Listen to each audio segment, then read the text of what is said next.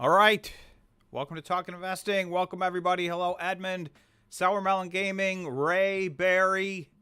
Welcome, and whoever else is here, welcome as well. Those are the people who have left a comment so far. I did also just post, if you just got something, I just posted that we're live to try and let more people know. George is here. I'm looking at George, but I can't hear George. So I'm not putting his screen up yet. I'm not sure what he's doing, but he is here. He's on my Zoom call. He's just, I can't hear him. Kudeb, Tom, it's on your end. You're speaking, George? You can hear me? Ah, he said yes. All right, hold on. Let me get tech support. Just a moment.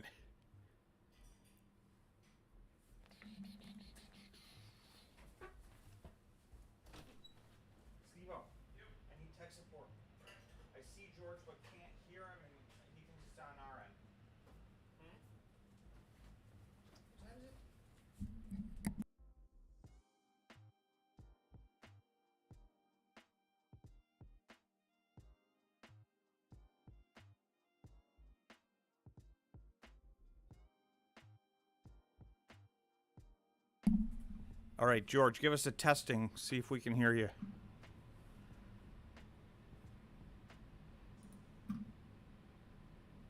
Should be working. I think it's on his end.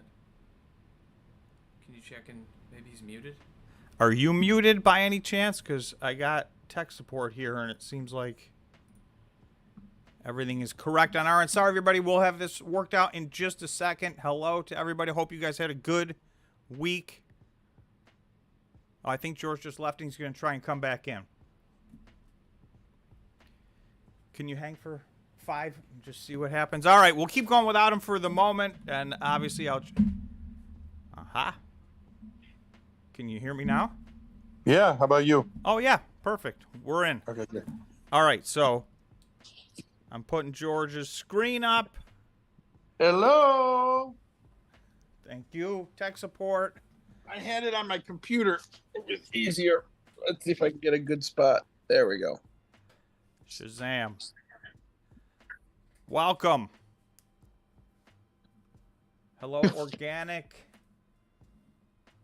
Hello, Steve, Keith, Manuel, Gregor, Wim, DEFCON, if I missed anybody. Hello to everybody. Today was this was a very sideways week. I thought this was a pretty decent week for me personally, so I'm interested to see how everybody else felt about the week. Very sideways, but the Bitcoin miners I thought behaved very well in comparison. So I have the first poll. Let's do it. Who thinks it's a yes or no poll? Who thinks Bitcoin is decentralized? Yes, it's decentralized, or no, it's not decentralized. Yes or no poll. Yes or no, real simple. And then after the poll, after it gets started and we get a few votes, I'll give you my opinion. Then we'll discuss. And then we'll discuss amongst ourselves. Who's in any? Did anybody get out of any? Greggy!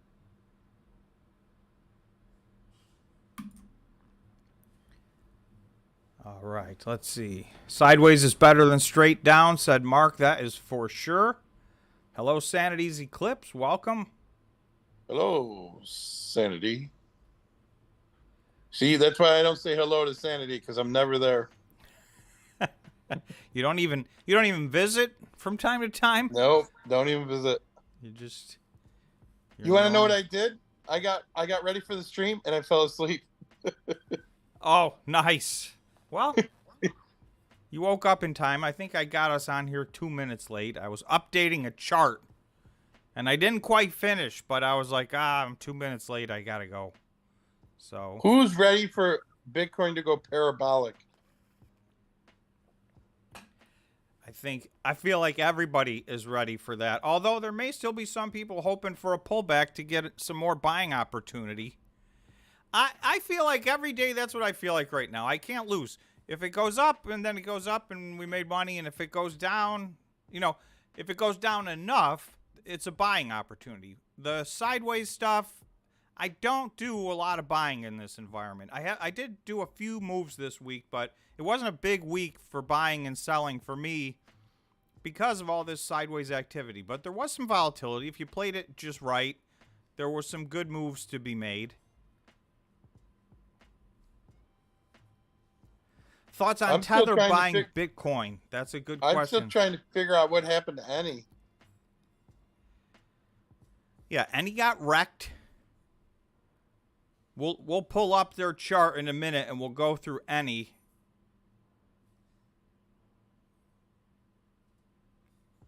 Oh, by the way, the Bitcoin conference, they might want to change them to it. I think Marathon is like dumping a lot of money into the Bitcoin conference, by the way. Oh, why? Are they high profile there? They're very high profile, and then they dropped $1 million helping some company out. I don't remember.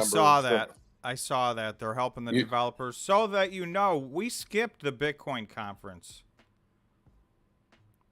That was our last minute decision. For personally, we've been talking about getting some interviews on the channel, and I would rather sit down one-on-one with all of the executives at each one of these companies than go wander around aimlessly, which is really what it felt like last year. There was no buzz around it this year, and I didn't, George, I don't know, I won't speak for you, George. I just didn't see the value in going this year. Well, by the time you add it all up, I mean, it's many, many thousands of dollars. Right, it's a big and investment. I didn't see it helping the channel any. Let's put it that way. I didn't see it helping the channel. I didn't see it helping us learn anything that we couldn't learn by just reading what happened. And they weren't even claiming any big things were happening. There is a new machine they announced that's, I don't even think it's out, but they announced it, so we can go through that later. There's some bigger and better machines on the way. So the efficiency of these machines continues to improve. It's astounding. Now, I did watch some of the conference, though, the last few days. And that's how come I called it I think they should call the Marathon Conference. It's been all marathon. And just listen to Fred. I mean, what did they say? The past is rosy. He doesn't remember exactly what he did. You can always change the past, I guess is probably the best way to state it. Well, that's what people do. They reinvent history. Oh, let's see if my button works now. Please like and subscribe. Well, yes, please like. Subscribe, too, if you're not subscribed, if you would, please. But if you could like, helps the live stream out a lot. We're at 12 likes. We're very, very far away from our normal 100 likes, so much appreciated. It does help. And I want to talk about the channel later, too, because I want to get some input. Chris is saying Tether is going to buy $75 billion worth of Bitcoin every month. Big news. That is big news. Well, they're $75 million. 75 million. Because 75 billion would be 75 off the million. charts. Sorry, $1 million. Yes. Here's my feeling with this. And they presented this in a way that almost makes sense to me because my knee-jerk reaction was bad, very bad. And when I look at all their assets, I don't like what they're carrying as assets. But what I would say is if they make profits, right, because they make, theoretically, they make profit, right? They get interest on the money that they're holding, even if it's in 3-month treasury bonds, whatever it is, they're getting some amount of interest. If with that profit, they want to buy Bitcoin with the profits, I'm okay with that. But I am not okay with Bitcoin being a large portion of the principal balance that they have because Bitcoin is not stable. This is a stable coin. I mean, it's right there in the name. And if a large percentage of this, even 20% would be a very large percent of their holdings was in Bitcoin, then they are not stable. I mean, that's just, right. And that's just a actual mathematical fact. So take with it what you will, but they would not be stable. well, and I think it's more to follow up with what I've been saying about Bitcoin going down. Maybe that's a way for them to hide what they've done as it goes down. Does that make sense? And if they start losing money. It's a way for Tether to Yeah. hide their. 'Cause here's the problem with Tether. Still today, nobody has ever audited Tether, and they're supposed to be a stable coin, right? I mean, they're supposed to be backed by fiat, correct? And yes, yes, they're supposed to be a stable coin. They're supposed to be tethered to the U.S. dollar, so they should have a one-to-one relationship there. And I do think the first regulations that are coming are going to be on stable coins and on exchanges. Right. So at some point, if this is smoke and mirrors, it's going to get flushed out.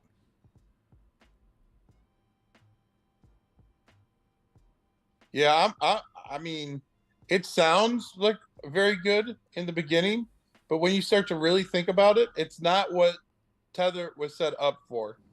And so now they need to change their white paper. And and so that's my problem with with them. They do whatever the hell they want to do. Well, and there are no regulations around stable coins. We saw even USDC had a bunch of their money in Silicon Valley, so they lost their peg for a minute when people were worried that, hey, maybe, I think they had $3 billion in there or something like that. And so, that's cash in the bank. I mean, at some point, nothing is 100% foolproof safe, but I do think they should be as close to completely liquid as possible, and they should hold things as close to, whatever they're tethered to. If they're tethered to the euro, they should hold euros. If they're tethered to the U.S. dollar, they should hold U.S. dollars. Now, they want to make some money, so sometimes they hold some short-term treasuries, which are extremely liquid. If you're in a 1 month or a 3 month treasury, that's very, very liquid, and you're not going to, the movement on those is very small, and, they may hope to make some profit on that. But past that, I just, anything that goes past that, to me, it's defeating the purpose. These stable coins are really just supposed to be a bridge between fiat currency and cryptocurrency. Right? They're not there. Nobody's going, hey, I just bought an extra 10,000 Tether. I'm really building my balance of Tether up. That's not really an investment. It's just a vehicle to get your fiat currency into the crypto world. We should probably end this poll, but overwhelmingly people feel that Bitcoin is decentralized. I do not feel that Bitcoin is decentralized at all. 83% say yes, 17% say no. George, give us your opinion. The reason why, let's back up. It was decentralized, but it is no longer decentralized. It started off as a decentralized, but now how can you buy it in the United States without a centralized exchange? So your point is basically these exchanges that are in the middle of the vast majority of transactions are centralized. Basically, right. They are centralized, and I think it's hard to argue that point. I mean, they are centralized, and so that's why when everybody says that Bitcoin's decentralized, I just don't understand it. I don't understand how you get your hands on Bitcoin without going through a centralized exchange. I think that if you have your crypto off-chain in your wallet, then you can say your Bitcoin's decentralized.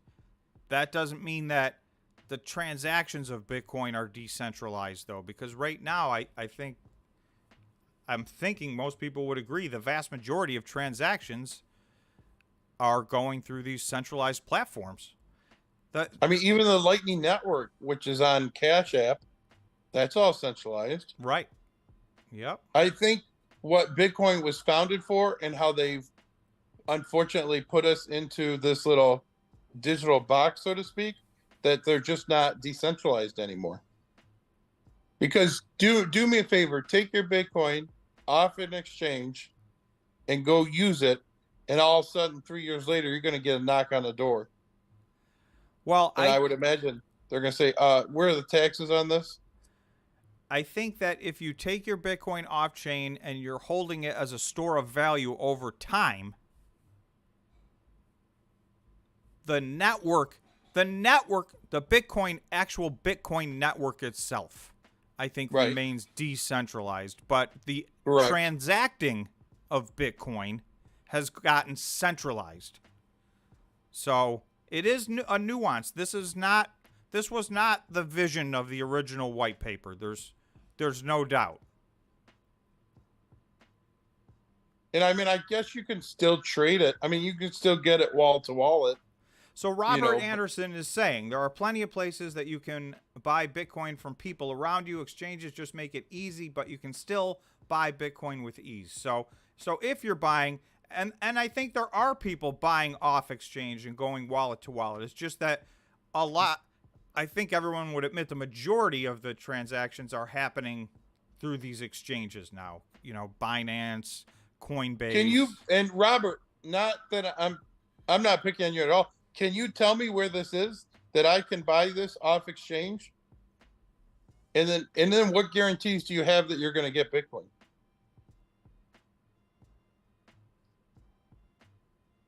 Does that make sense? That you're going to get actual Bitcoin. What security do you have? Right, because it's going to take 10 minutes to verify it, isn't it? I don't know. So what do you sit? Yeah, I mean, what are you going to sit there with a gun across the way? Not me. I don't condone that kind of behavior. Yeah, but Bitcoin ATMs, I would think that's more of a centralized exchange too. Okay, Gorilla is saying it's more decentralized than Ethereum. And oh, absolutely, I agree with that. But here's the other problem I have now with Bitcoin, and I have a problem with all cryptocurrency, is that the way that they're treating it as a commodity, so that they know where it is and who bought it. That's my problem with it. Well, I mean, unless they're going to create a new third thing. Well, let's put it this way. FedNow. Here's a great example. FedNow. All of it's going to be tracked. Oh, absolutely. And, it scares me when we start to put ourselves in these digital boxes. There's a lot of people that share your concern, and especially, these, the monetary, trying to go to a digital dollar, and there are other countries that have converted to digital, and if you completely convert, then that is 100% centralized, 100% tracked, and there's even worse ramifications of that. This is already happening in other places. You can start to implement social rewards or incentives or disincentives. They know just who's spending the money, so maybe like you have a bad ESG score, so you got to pay a tax every time you buy something. And I'm just using that as an example that's of the things they can do if the money moves that way. Because they will know who every dollar is spent by, and everywhere that it's spent. Yeah, I just, unfortunately, I've been rethinking Bitcoin a lot. I love Bitcoin. I mean, for what it was made for, And I think that come June 1st, if we do not have a debt ceiling compromise, what is it, the 5th? Then, I Is think it the that 5th? Bitcoin's going to go, parabolic. I think that's just what is going to happen.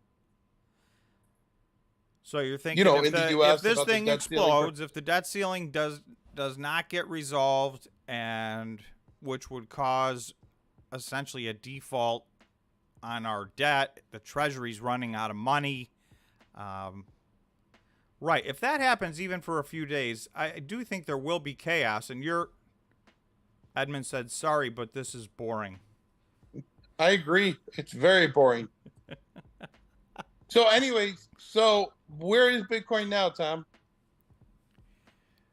Well, we're at 26,825. So, I mean, we closed yesterday. When the equity markets in the U.S. closed yesterday, we were at 26,007, and now we're at 26,008. So you can see my point that this was a very, very sideways day. We were up pretty much all day, but just a tiny bit. I mean, if I go from here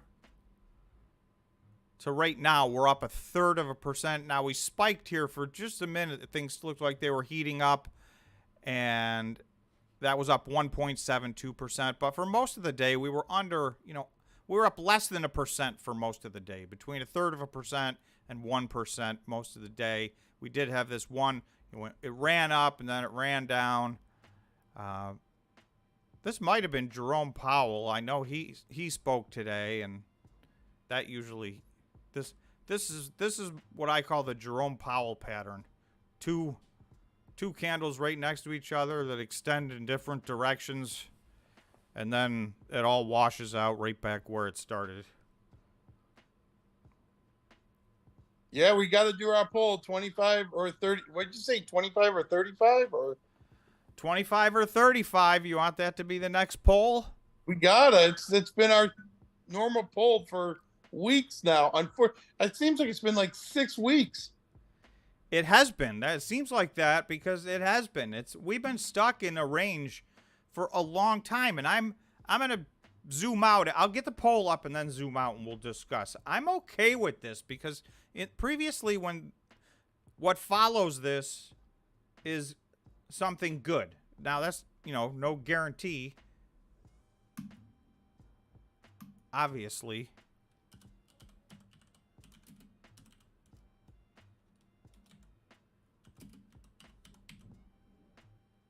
Let's see. I'm going to try to give you a membership right now. Hang on.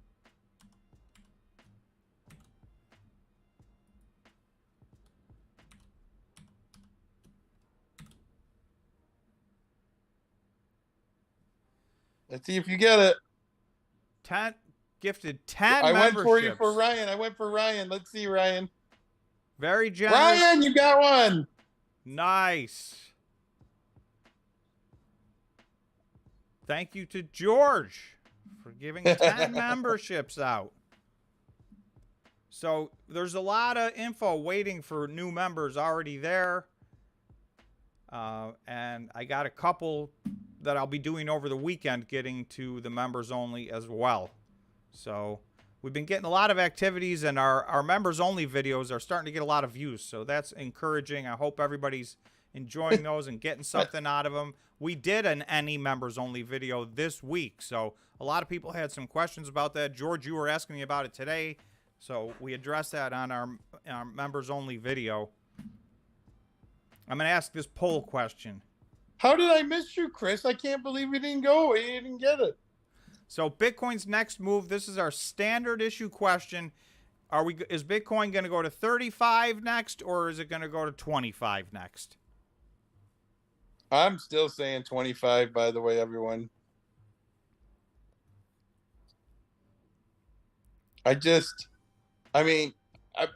It might just touch it for a minute, Talking Investing. but it's got to get there. All right. Let's see. Hold on. Let's see. All right. Welcome to Talking Investing. Now it's Wesley B was gifted a membership. Ryan was gifted a membership. DEFCON 2. Eric Canis Keith. All right, welcome to Talking Congratulations, Mr. J, Rock, Chuck, Samuel, JR. Well, good. A lot of people who have been with us for a long welcome to time Talking Investing. received the gifted memberships. So You know what? I It's hope you funny. guys enjoy. Stephen English wrote, the rest of us should cancel our memberships. So many free ones are given out. All right, welcome to Talking Investing. This is the first. Well, we have done this a couple of times, but it's been like 3-4 weeks since we did this. Right, yeah. All right, welcome to Talking Investing. Now I don't know what it's doing unless it's just finishing out. I guess it says that for each one that's given out. Sorry, I bought a new laptop and All right, welcome to Talking I Investing. screwed up. I thought I was on earlier. Sorry about that, Tom. So Annie's got me concerned, Tom. Well, I don't want to spoil it. You All right, you need to welcome to Talking watch our I members will. only video. I'm just letting you know, Annie has gotten me concerned, everyone. I took a long, hard look at All right, Annie. welcome That's to all. Talking Investing. That's all I'll And say at I the made moment. thousands of dollars off of Annie, by the way, guys. All right, time out. We got two super chats, so I want to read right, those welcome and to Talking thank right Investing. away. So I'll get to both of these right now. Future Forward, $10. Thank you. I will read your question in just 1 second. And then FV702, a $10 super chat. Thank you All very right. much. Much appreciated. And FV702 said, let's go CleanSpark and Bitfarms. I'm on board with both of those. You guys probably know those are two of my larger positions. So thank you again, FV702, for another super chat. Much appreciated. Let's see. Future Forward said, hi, you may have covered this, but do you think reported miner revenues in July earnings reports could cause price markup for the sector due to the high fees from ordinals and BRC20 activity affects the long term? So let's definitely spend a minute and talk about that, and I'll translate for anybody who doesn't know what he's asking.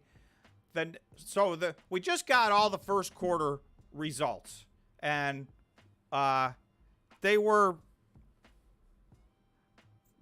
in my opinion, they were extremely enlightening. So I'm going to be doing a lot more deep dives and get a lot more data out to you guys. I'm still crunching through all of it and putting it all together, but there was a wealth of information. So they weren't all necessarily a Grand Slam home run, but I do think you got to look at these in a certain way. So I liked the first quarter information that we got. The second quarter, what's going to happen is there was a period of time, and I'm going to go look at the list right now because I think I have it up. Where is it? I know I have it up. Okay, so this is block by block, every block that gets solved. So you can see Antpool just solved the last block. They were rewarded 7.4 Bitcoin. So each block is 6.25 Bitcoin, and I apologize for most of you who know this, but I'm just trying to answer the question. Each block is 6.2 Bitcoin when a block is solved, but in addition to that, fees are charged for each transaction while solving the block. So you get the person who solves the block, the miner who solves the block, gets those fees. So you can see this was not 6.25, this was 7.4. So this was over 1 Bitcoin of reward. Now, if you go back a month, and then really for the year or more prior to that, these rewards had gotten, or sorry, not the rewards, the fees were tiny, 2%, 3%. Well, we had a week in the middle where things spiraled upward, and all of a sudden, the fees were 60%, 70%.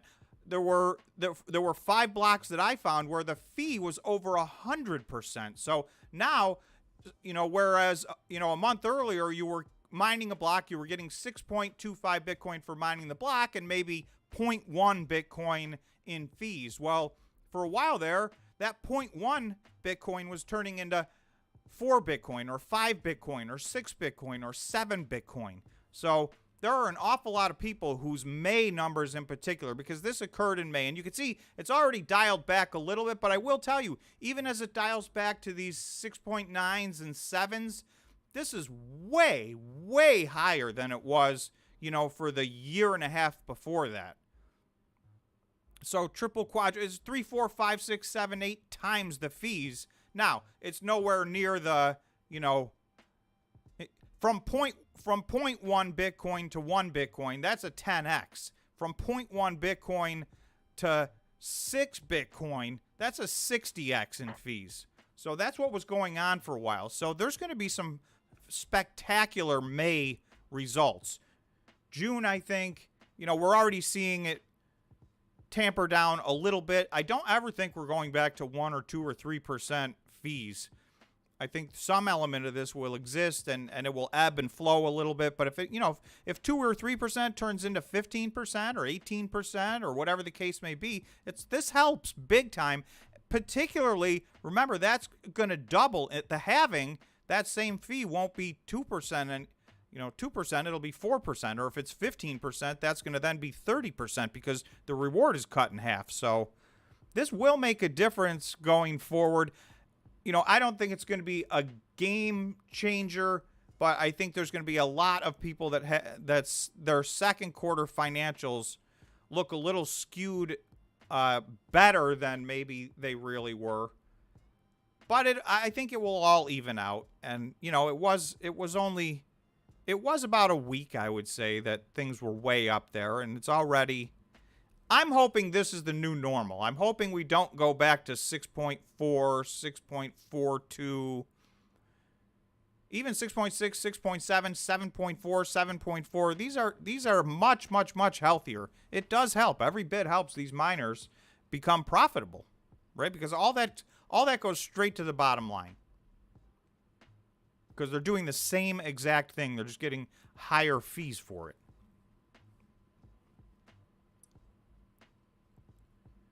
Let's see what I missed. So hopefully that answered I can tell you question. one thing that was said about the price is that down in El Salvador, to get out like $300, it was costing $60.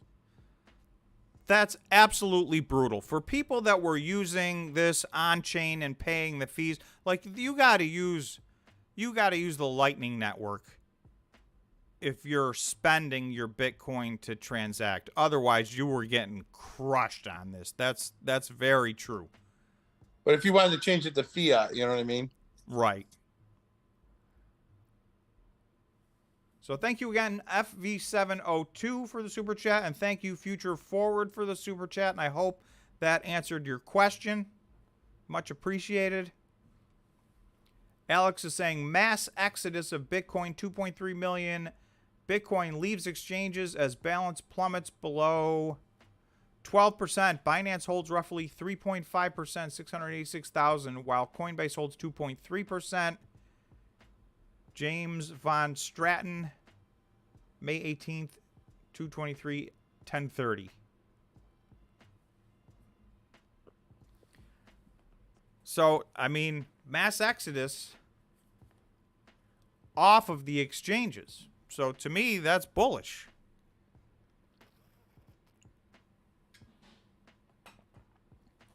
DEFCON 2 said... I think it's bullish. Yeah. Yeah, supply and demand. The less supply. I do think there will be... I'm still very bullish. I don't know what to tell you guys. I just am. Might we bounce off of 25? Maybe. I don't think we're going lower than that. And I'm very bullish. And I'll tell you what, I'm going to show you a thing real quick why I think it's possible we could just bounce off of 25. But in my mind, we won't have a daily candle close. So if 25 is next, it's a flash bounce, in my opinion. So, you know, obviously big things can change overall. You know, big news can change. But that's my sentiment right now. And this is why. This is the 200-week moving average. So, as many of you know, Bitcoin has spent its entire existence above this average. There were two other times that it went below this average.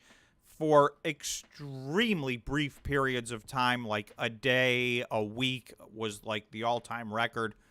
So you can see we just went through a vicious bear market where in June of 2022, we went below this line. Other than getting above it for a little bit here, from June of 2022 all the way until March of 2023, we were below the 200-week simple moving average.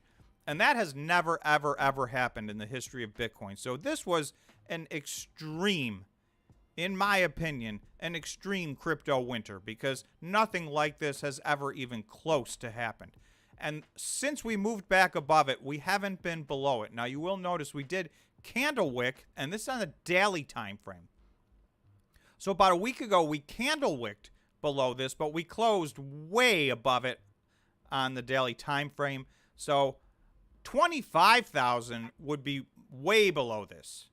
So that's why I do think, yeah, we could have a candle wick down to this on a daily time frame, but if we do start closing down here, you know, that would change my mind. I would really have to figure out, you know, whether I still think that we're in a bull market, because some closes below this 200-week moving average on the daily time frame, and then especially if we get a close on the weekly time frame, that would be disturbing. But this has held rock solid, you know, since March 17th, and basically for all time since Bitcoin started, other than, you know, this crypto winter we just had. No previous crypto winter did we have this period below the 200-week moving average. This is the worst that it's ever been.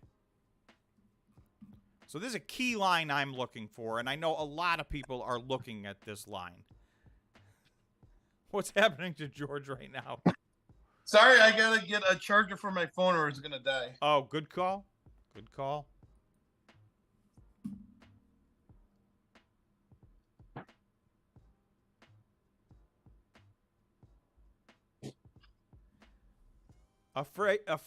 Evan said, how can I cancel so I qualify for a free lifetime membership? There's no free lifetime membership. So when these memberships come out, it's a 1-month membership. So it's up to those people to decide, you know, if they enjoy the membership and they want to renew, or if they just want to, you know, go away and hopefully remain a subscriber. And hopefully you guys, I think that most of the members are enjoying our members only live stream. We have a members only Discord that's gotten extremely active. And the deep dives. We've gotten a lot of good picks, and I will tell everybody, I owe the members 3 deep dive videos right now. So 3? Yes, I'm hoping to catch that all the way up, you know, this week if I can, but over the next couple of weeks, I want to get totally caught up. There's some good companies in there that are worth looking at, and a lot of our deep dives have been excellent potential. But you know, they're not all like most companies.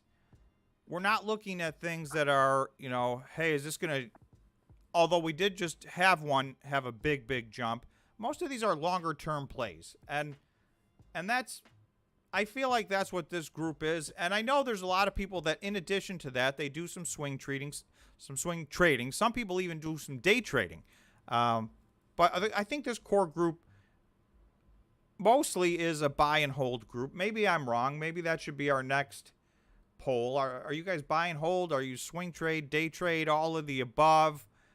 Small cap, large cap? Oh, we're almost 50-50 in the poll again, Tom. Yeah, this is getting close. I'm going to do my smash the like button. If everybody doesn't mind, if you're at a device where you can hit the like button, I would appreciate it. We're only at 32. This could be our all-time low likes. Uh-oh, I should like it. Oh, you haven't liked it yet? Well, I didn't know which way we were going, so I wasn't sure. It was getting a little boring for you? It's getting a little boring. I was with Edmund. Bored. Steve Eckford said, anyone that thinks they don't get their $5 a month value in here won't ever be happy about anything. Well, thank you, Steve.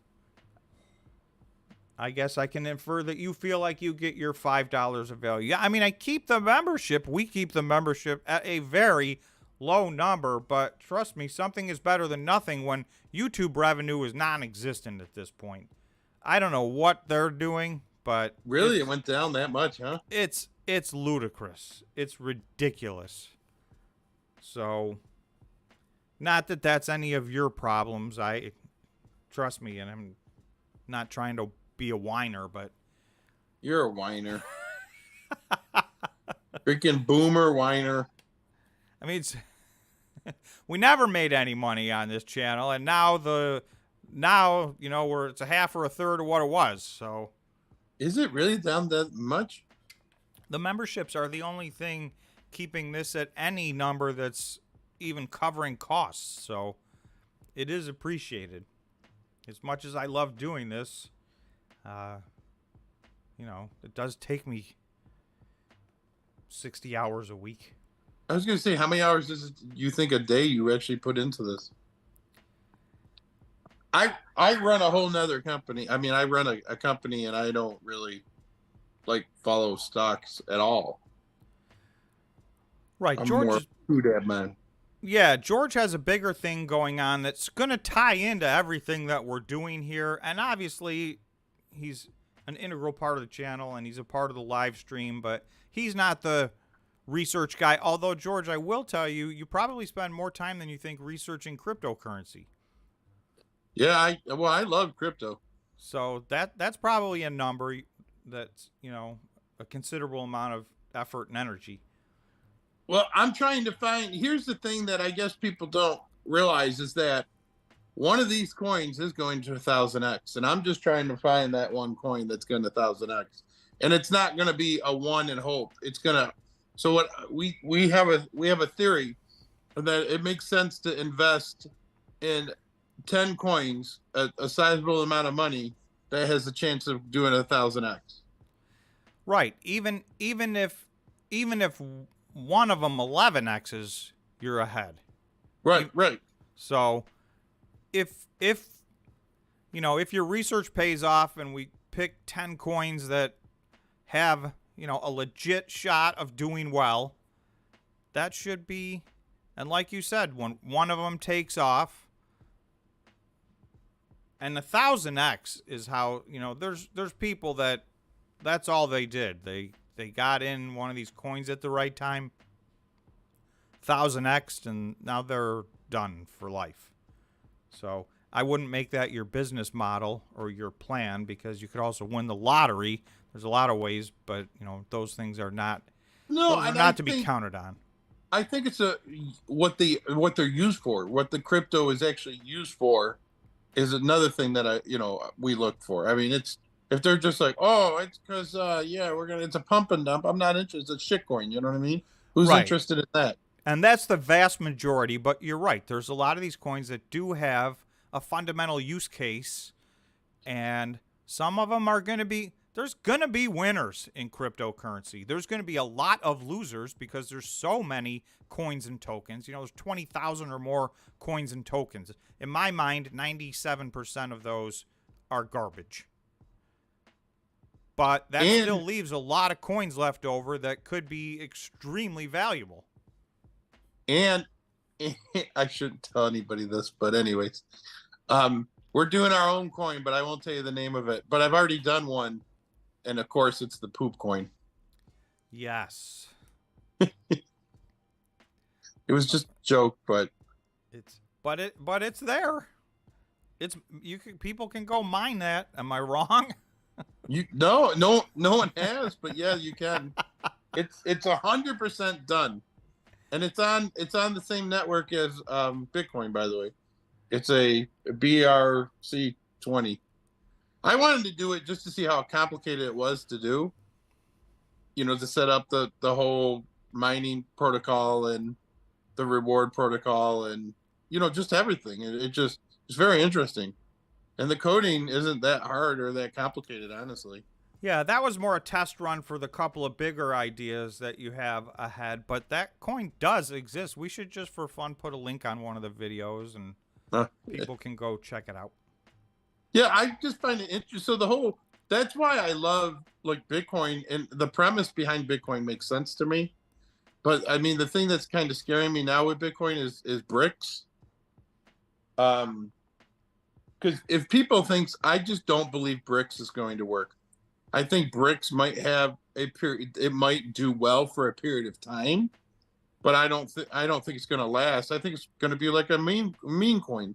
It might last a year or a year and a half, even 2 years, but then eventually, you know, China can manipulate their currency so much, and it's so sad because it's like everybody forgot what China did to get where they are and how much they used to manipulate their currency. I mean, they're And you're not dealing with excuse me, you're not dealing with countries that have freedom.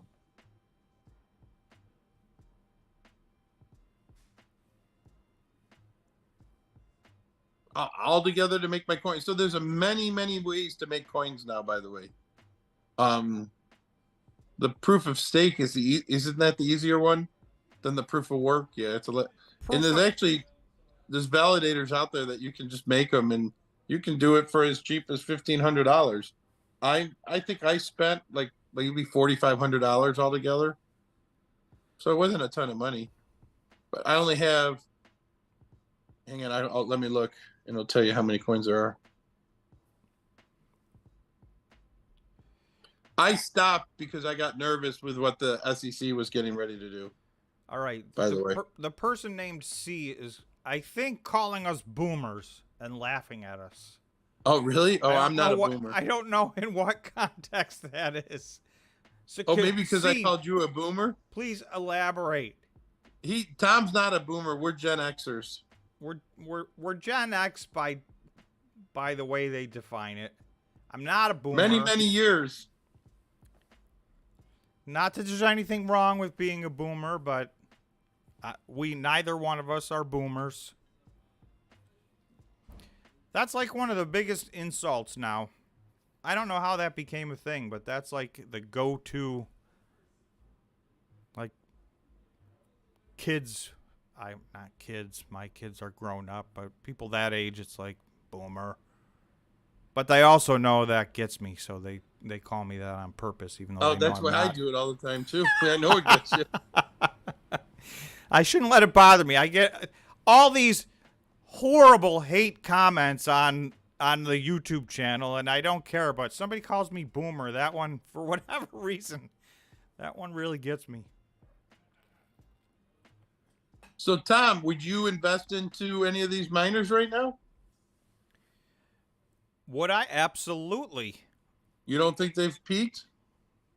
Not at all. I think we're about to have some big moves. I think we've had some massive consolidation. I see some that are doing very well right now. And I do think there's winners and losers. So, it's not going to be across the board. Everybody's not a winner. Everybody doesn't get a trophy. But I've been trying to do videos on the ones, and I am going to put out, I'll revisit my top, it was actually a top 8 list. I want to revisit that on today's live stream because I am working on updating that right now. We're 4.5 months into the year. I want to show you guys how my top 8 did through the first 4.5 months, and I am going to re-rank them sometime in the next, I really want to, I could have already thrown a list out there, but I want to finish all my research and put the right list out. So if it takes me another week or two, sometime shortly, I will have a new top 8, and I already know for sure there will be changes because things have come into clarity significantly in the last 4 months, in my opinion. Now, it doesn't mean everything's done and set. There's a lot more ahead. But we've gotten more clarity in 2023 than we have in the years and years before that. And this is a new industry. So Bitcoin's fairly new, but Bitcoin mining is a brand new industry. Right? The network hash rate has quadrupled in the last 2 years. So to put things in perspective, right, there weren't too many people mining Bitcoin. There's a chance, one of these companies will have more Bitcoin mining themselves than the whole network was in 2020. Does it bother you any that Russia now is mining Bitcoin? You know, it doesn't bother me from a security standpoint, but the more people that get into this, the bigger the network's going to get. Now, on one side, you could say that's fantastic because the larger the network, the stronger the network. I think it's already unbreakable. It doesn't need to get any bigger. And, you know, the economics of this thing, you know, if this were to double again and then we go into a halving, I mean, at some point, you know, no one's going to be able to mine Bitcoin. But I don't think that will happen. I think it will find its natural spot, and there will be times in the middle that are extreme pain, but there will be other times, like we've seen in the past, that, you know, are going to be extremely profitable. And somebody was making fun of me last night. I don't remember who it was that, you know, I said, I'll tell you exactly what it was I said. And, you know, I don't know that it's going to happen, but I will tell you, I was talking about Marathon's debt, and I said basically if you are bullish on Marathon, you need to assume they have $700 million of debt, but it's really structured like equity. It's 1% interest, so you're not going to get debt at 1% interest, and it's zero principal due in 2023, 2024, 2025, and not due until 2026. So this is not a situation where debt service is going to roll over Marathon. It acts more like equity, and it is convertible debt. And I think it will ultimately be converted. And, you know, it sounds crazy, and somebody was kind of poking fun at me because really it would take, they were saying, I'm assuming a 10x on Marathon because that's what it would take. And I think it's more like an 8x, but the point is the same. But yes, I am. By 2026, if Marathon hasn't 10x'd, then they did not execute their plan and or Bitcoin failed, right? Let's put it this way. In the last bull run, Marathon 40x'd. So they pulled all the way back. So I don't, you know, if you're bullish on Bitcoin and if you're bullish on the miner that you like, then I don't think that's a ridiculous assumption. I think it's highly likely that the winners are going to 10x, 20x, 30x, 40x. So I know that sounds crazy, but it's already happened. We've already had some 7 or 8x's just in 2023. So, you know, a 10x, whereas I understand you go buy a blue chip stock, it's not going to 10x for 20 years or never. But, you know, that's not what you're dealing in here. This is high risk, high reward stuff. Well, Marathon's already 3x. Right. It's already 3x. So and there's more to come. I mean, in my opinion. But I understand the person's point. You know, it sounds silly to assume, oh yeah, you know, that'll be equity because it's definitely gonna, you know, I think those are convertible at $70-something a share. So Marathon's I have a question. Are those shares then in like a lockup that Marathon holds? Once they're converted? Yes. Now, yeah. So in 2026, they're convertible. I don't know what period of time before they can liquidate those. So I would have to read, you know, it's different in every circumstance. Are you saying they're already in their name? No, but the debt is convertible. Okay. To shares of equity. So Marathon still has them, and they're in a lockup. That's right. Okay. And they wouldn't convert until the year 2026, if at all. Now, if Marathon's trading at $20 in the year 2026, nobody's converting any of that, and Marathon's going to owe $700 million. So, you know, that I think is the point somebody was trying to make, and that is true. So, you know, if Marathon fails, then they're going to fail big because that $700 million, that will run them over.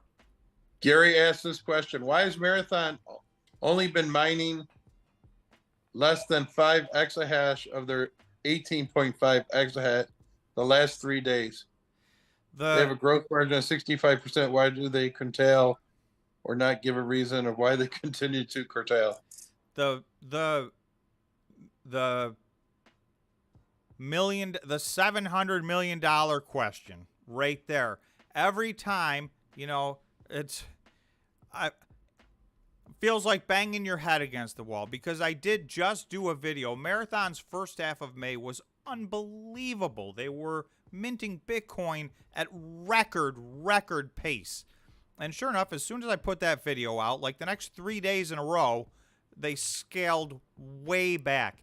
I cannot understand. It is inconsistent with what Fred said in his press conference. Yesterday, he said it again at the conference. Sorry. So it's inconsistent with what he's saying.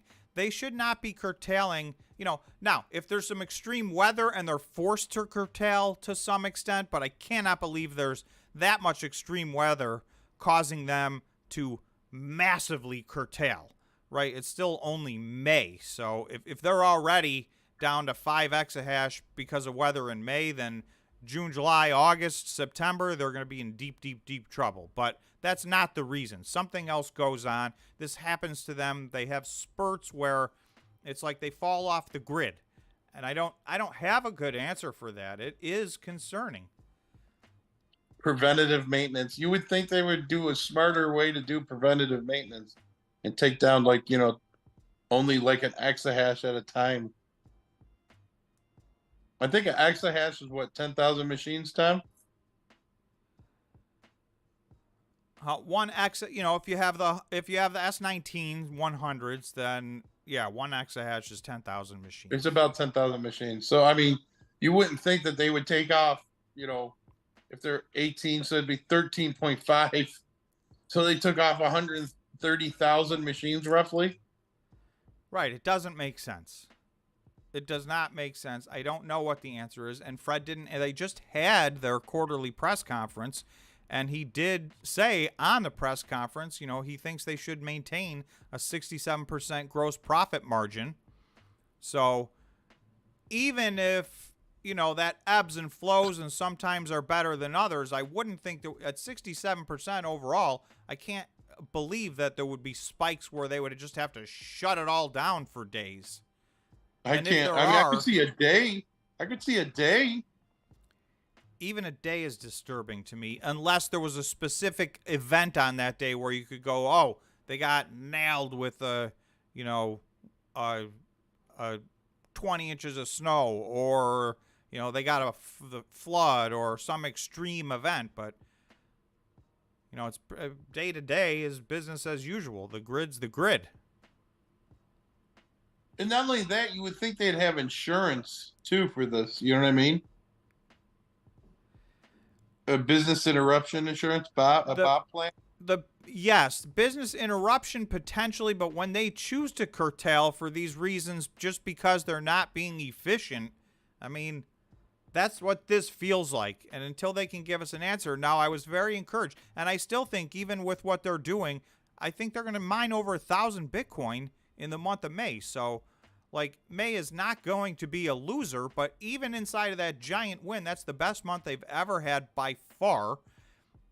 You're still going to be able to look and scratch your head and go, how come for these couple of days, they didn't have their stuff online. So, I don't know. No one knows the answer to that other than Fred and his management team, and they're not saying. So there was an interesting conversation that, Core was asked this question, and it was something about, how have you remained strong, and they're talking about profitability. Do they have a way besides somebody coming and buying them out to get out of bankruptcy? Yeah, absolutely. They do. Yes, they will get out of bankruptcy. They will not. Really? They will not extinguish all their debt, right? They have over $1 billion of debt. So they'll restructure their debt in a way. And this is not a guarantee, not everybody makes it out of Chapter 11.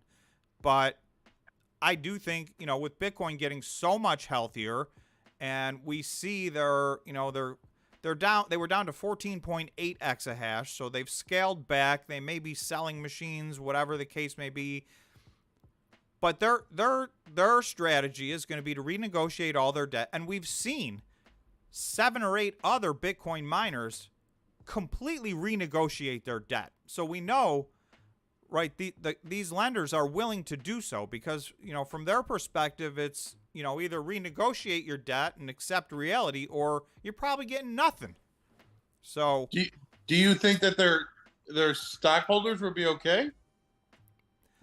that's the unanswerable question. Every once in a while, and we just had one, and everybody's hanging their hat on it, and it's a local company right here.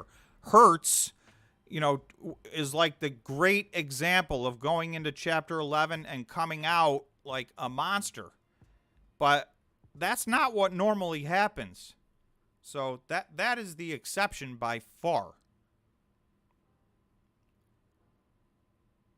Doesn't mean the company can't come out and be successful, but for their shareholders, for their previous shareholders to be successful after the Chapter 11, that's very, I won't say it's very rare, but it's, more often than not, that is not the case.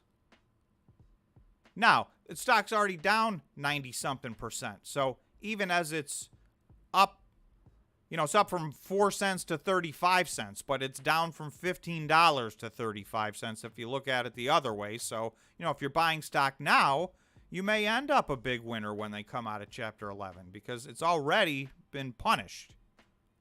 And just so everybody knows, I wanted to buy it at 4 cents, and Tom said, "Why bother? It's going out of business." Exact words. At 4 cents, I didn't see the point, but that's the perfect example. That would have been a great flyer to take. It's at 35 cents, and there's a 10x. Right. Those are big moves. When you're in small dollars, and this is why I keep saying there's even the big companies in this industry are less than $2 billion market caps. So even the ones that seem big to us as we talk about them compared to, some of the small ones that are only $20 million market caps, a $1.7 billion market cap is a small company. It's pretty easy for them to 10x if they're successful. That still only leaves them a $17 billion company.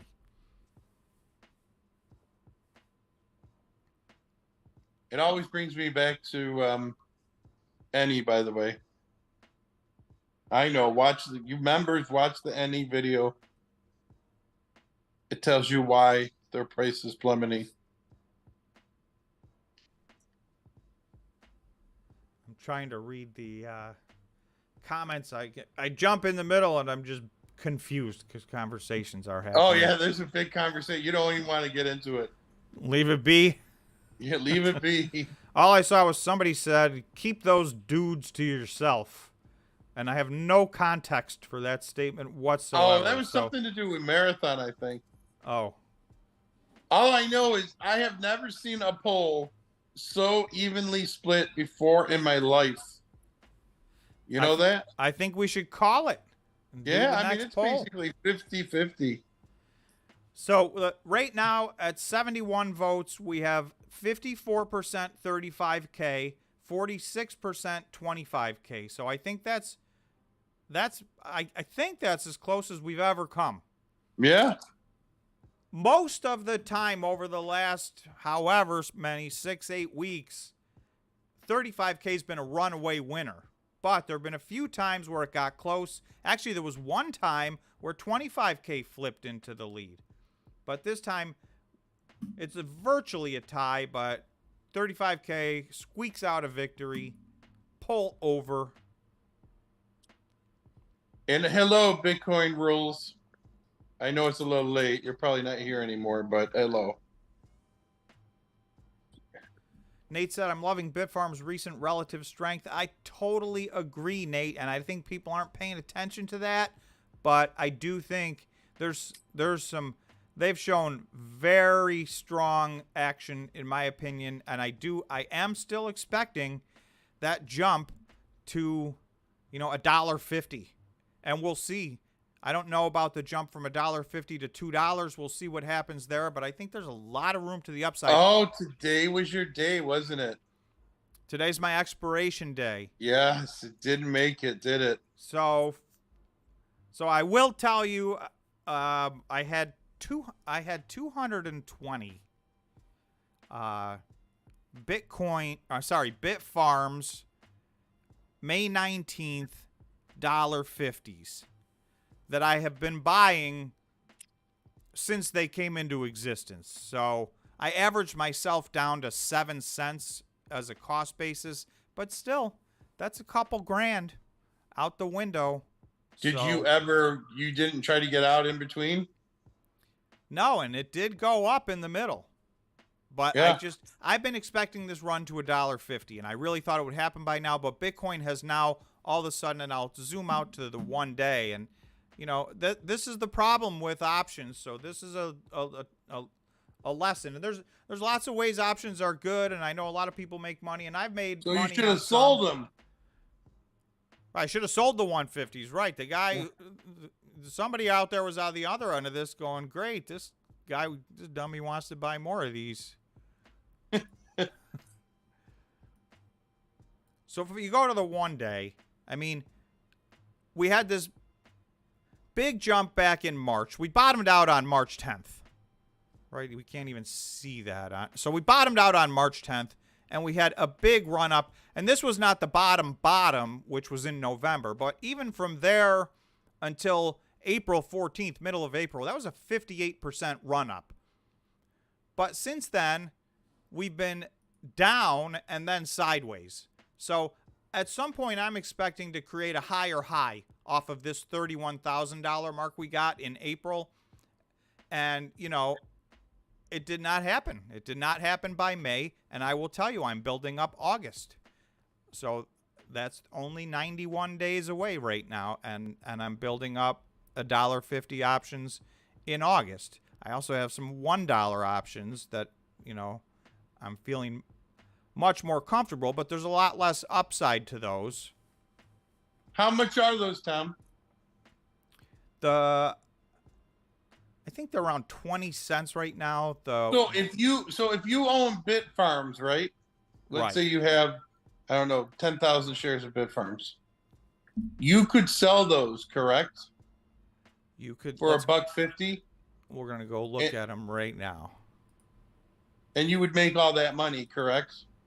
If it didn't get there? As long as you'd still make that money, no matter what.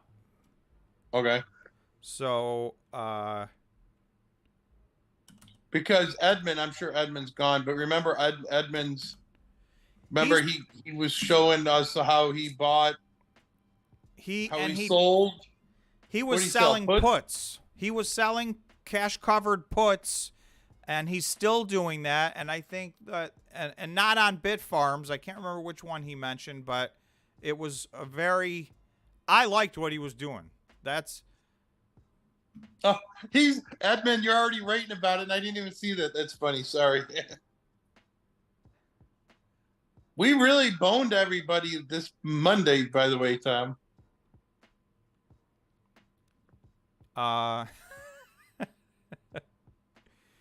But we were supposed to at 9:30 in the morning go over puts and calls and do options online. We did. We talked about doing that, but we didn't.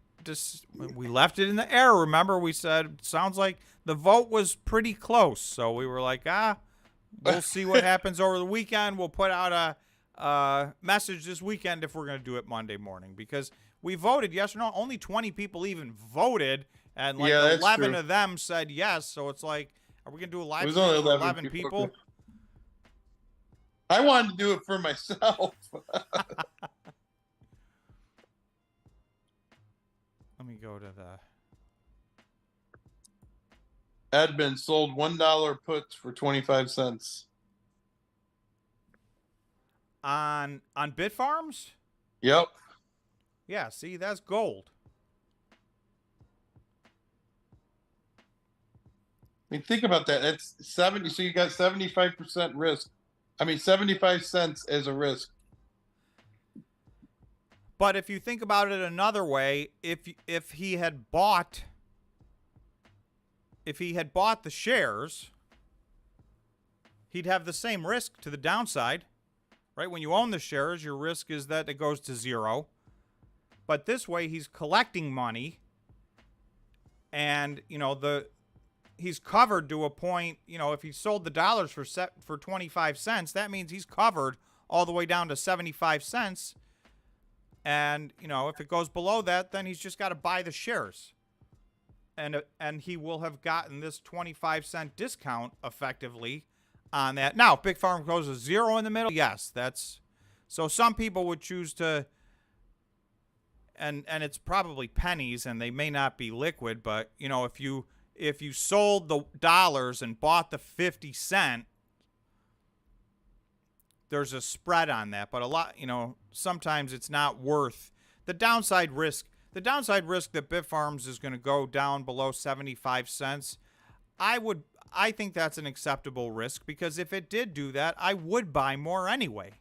So that's the equation. You know, if it's there's other stocks, you know, and as the numbers get bigger, but that's a huge premium for a short period of time, right? That's a 25% premium on the $1 for 3 months. So that's big bucks.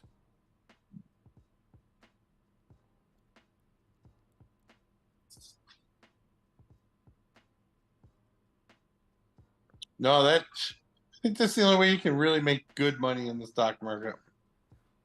Selling calls and puts, Yeah. selling options. I wonder, I wonder if there is a way you can run an AI report to see how many calls actually, or how many puts or calls, whatever you call them, pay out. You know what I They mean? almost all finish out of the money. I know. I wonder what percentage pay out. There are some, I mean, I've made really good money on some, but most of these finish out of the money, just like my $1.50 Bitfarms did today. And, you know, so I chose the dollar cost average in and continue to buy those to the point where I had 220 of them. So they went to 0. So if they would have hit, how much money would you have made? Well, let's say they got to 20 cents. Oh, you're saying the option. What if the option got to 20 cents? Right. Well, that's $4,000. Yeah, see, that's too much of a risk to me. That doesn't seem like there's enough risk reward. Well, ultimately, you're hoping when I started buying those in January, I thought, you know, there's a good chance Bitfarms could be at $2, $2.25, but that's not what happened. So there's the thing about buying calls is your risk is completely quantified. I know how much I spent, and that's how much I can lose. When you sell calls, that equation changes. So doesn't mean it's not the right thing to do. Some people make an awful lot of money selling calls, and I think you're right, George. If you're looking for steady income, and you know, in addition to if you're a long-term buy and hold and you want some steady income, that can be a good thing to do. You just don't want to get caught where you miss a big run-up. And you know, let's say you sell the $1.50s for Bitfarms, and that's the month where all of a sudden Bitfarms went ballistic and it went to $2.50. Well, you know, now you sold them at $1.50. You still made the money from whatever, you know, from the $1 to $1.50, but you don't make the rest of the money. Well, I have a feeling that we're going to be stuck like this for a little while. I mean, I feel a pop coming in Bitcoin, but I don't think that's the end pop. You know what I mean? I don't think that's the run to the 100,000. Selling options has been the more successful strategy for the last 16 or 18 months due to the bear market. Well, wouldn't you say shorting? Yes, but you know, I don't. The most I'll do is deal with puts. I will not straight up short. And I'm bullish on most of these, so I'm not going to short them and hope to time this. Not all of them, but most of them.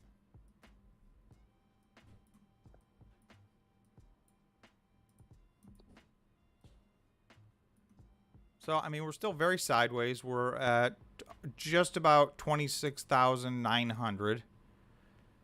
So I'll show you. Let me just go through this was my January 1st list. Let me find it. Okay. So I updated this for today's prices. So this is where all these closed today. So these were my top 8 on January 1st. And my top 4 were my very high conviction plays. So I had the vast amount of my money was here versus here. Now, I have been buying some of these in 2023. But you can see, I mean, the Bitcoin miners have done spectacularly. So my number one's up 227%. And all you guys know these because you're in a lot of these and you know that some of them have done even much better than this. My Cypher I had at number 7. They're up 352% since January 1st. Right since then, so I will tell you, the reason I'm showing you this now and reviewing this is, like I talked about earlier, I'm going to redo this list. It's now 4.5 months later, and I have a new top 8, right? Which I'll still track this and see how this did at the end of the year, but also we've gotten a mountain of information in the last 4 months. So, you know, I have reassessed. I've gone through most of that, and you know, I'll get through the rest hopefully this weekend. And there's going to be some shuffling around. This list is going to change for me. And again, this is just my personal opinion. This was my top 8 list on January 1st. But every single one, the worst one on here is Cleanspark, and it's up 107%. So these were very successful buy and holds in the 2023 so far. Now, at the same time on Bitfarms, I lost a couple grand on those options. So, you know, I've always said I do a little bit of options, and sometimes I win, and you know, you hope you win more than you lose. But on that one, that was a big loser for me, actually. That's bigger than my normal loser. But the stock's up 157%, so I'm still way up on my Bitfarms position. I just blew a bunch of it by buying some options that didn't pan out. Do you think miners will ever get as low as they were at the end of 2022? I don't. I think we've seen, and these lows, this was December 31st, and really about a month before this was the lows. And some of them were significantly lower. You know, Bitfarms was 38 cents. I can't remember all these. This was in the low, you know, $1.37 or something like that. So they had even had a little bit of run up going into the end of the year, but they were still very near their lows. And I don't know. I don't expect any of these 8 to ever see these numbers again. So some of these will not be in my top 8. And some of these will be shuffled around. For sure. So I can tell you I think the thing I've bought the most of this year is Iris Energy. I'm not 100% sure of that, but I believe that's what I bought into the most this year. And they're up, you know, they're up 216%. And I will tell you, from my perspective right now, I think they're still one of the most undervalued. So there's my thoughts on Iris for anybody who's interested. So would you put them as the number one undervalued right now? I mean, they're in competition for the number one undervalued. I still think Cleanspark's in the competition for that. Iris Energy.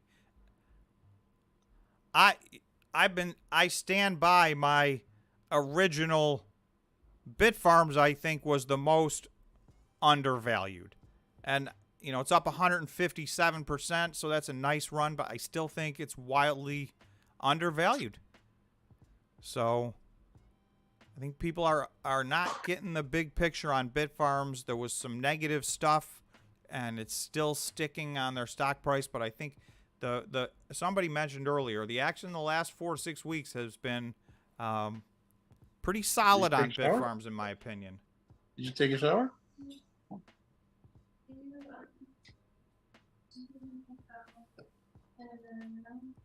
Yeah. Yeah. So I'm getting kicked out of the kitchen. C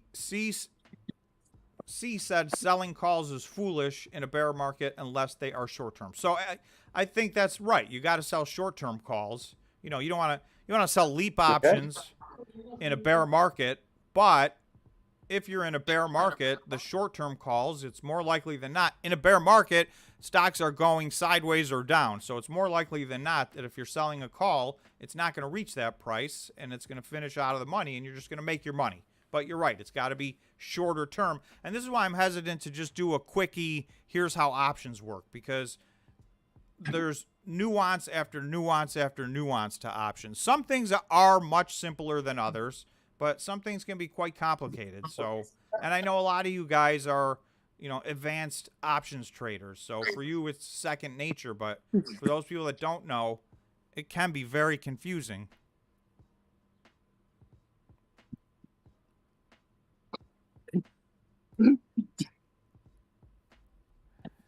George.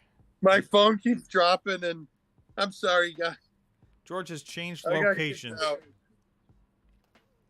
Hopefully the fountains on the pool isn't too loud. I can't hear it at all. Oh, Believe it or good. not.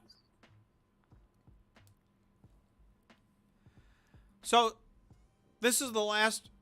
This list will be new the next time you see it, and I will do a special video of my new top 8, and it's not wishy-washy. I would encourage everybody, as 4.5 months have gone by, and in particular in an industry that moves this fast, we've gotten some drastic information in the last 4.5 months inside of this industry. Some of these companies have gone from basically not mining Bitcoin to, being in the top 5 Bitcoin miners in that period of time. So, you've got to adjust your plan accordingly. So I will have a new list. But I don't see anybody on this list that I say, oh, that's not a good company. So I still like all 8 of these companies, but they're going to shuffle around, and there may be some ones that are not on the list at all that move on to the list, and some that are on the list that maybe move out of the top 8. And I think I'll do the top 10, because I think the ones that move out of the top 8 are probably still going to be, just maybe slip down to 9 or 10. So I will do a top 10. That's my final answer.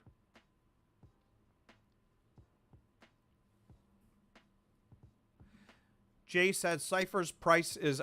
Oh, now I just lost. Cypher's price is artificial, as I checked, and it is 81% owned by a Dutch company.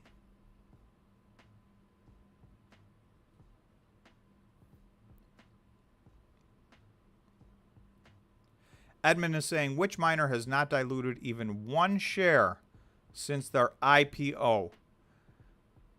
Nobody. Which miner has never diluted since 2021? Well, I can tell you who has diluted. RIOT's diluted. CleanSpark's diluted. HUT's diluted. Bitfarms has diluted. Marathon has diluted. I don't know about Iris Energy. Hive has diluted.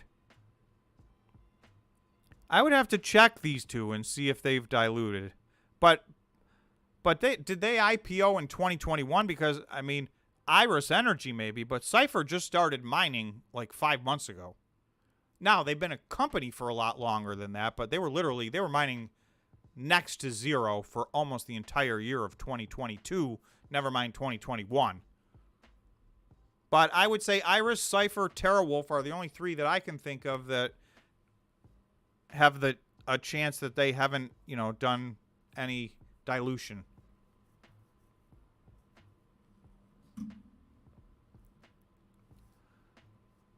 Did Edmund already give the answer? Oh, Edmund's giving a hint. They have 55 million shares. Well, I could look it up.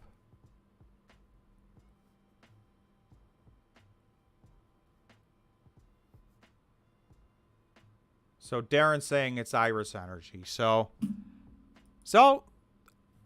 I believe it. That's and a lot of these other companies have done not just a little bit of dilution, a massive amount of dilution in that period of time. So if Iris has done none, I'm guessing Cypher's done very little.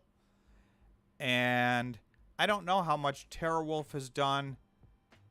And TerraWolf's in a position, in my opinion, where it's highly likely they're going to dilute if they haven't already, based on the way they've structured their debt. If they want to grow, it's the only way they can do it is through stock dilution.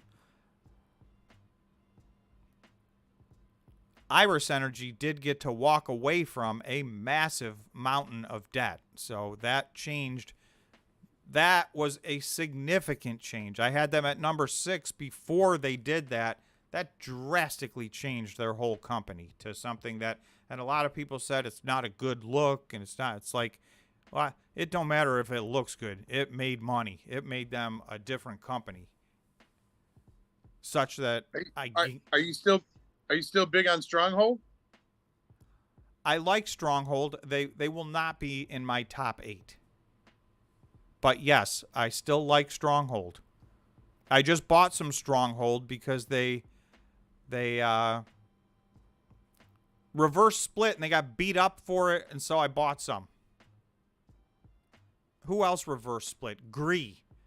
I did not buy any Gree. I will tell you, my lowest conviction, if everybody doesn't already know, Gree is my lowest conviction out of all of the publicly traded Bitcoin miners, and Argo Blockchain is my second lowest. So you will not see those two in my top 10. I'd like to do a video on Gree. I just don't know if anybody is interested. It's too bad you couldn't get these listed like on the actual investor page of these companies. The videos? Yeah. I don't know if they could do that. I mean, they could do it on their social media. Yeah, and their social media, something like that. I mean, I think you got to do something like that. You said you were going to talk about the channel later. What were you going to say about the channel? Oh, yes. Let me just read. Edmund did answer one of my comments earlier. Edmund said, Wolf has said they will not dilute anymore and don't need to due to their super low power cost. So I'm going to look into that more, Edmund. I take your word for it because I know you do your research. And I know you've gone through their stuff in great detail. But my question then becomes, the way they've restructured their debt service, pretty much their any cash flow that they get goes to paying off their debt for quite some time. So I don't know how they're going to grow their business. Now, maybe they don't care if they don't grow their business until they pay their debt off, because they just went through a massive, massive amount of growth. So it may be their plan to, I think they got to 5.5 exahash. Correct me if I'm wrong. Maybe it's 6, something like that. So, they're one of the biggest growth companies this year. So maybe it's their plan to get there and then pay their debt off and then grow from there. I don't know. Steven said, I'm in England, so we have a bit less choice of... Oh, he's talking. George is on a diet. Nate lost 48 pounds last summer. Sadly, he gained 40% of that back over the winter. That can happen. Miguel saying, Bitfarms is the next reverse split, ? My answer to that is no. I do not believe that Bitfarms will reverse split. They've already gotten their letter from the NASDAQ that they have regained compliance. So they don't have to do a reverse split for compliance reasons. I don't ever see them having another 30 days in a row to get out of compliance. And then even if they did, they'd have another 180 days plus a potential 180-day extension past that to get back into compliance. So it would literally be, a year or years. And I don't think it's valuable to them to do a reverse split. Maybe they will. If a lot of these companies did do reverse splits. I won't say a lot, but 2 of them did it on the same day last week.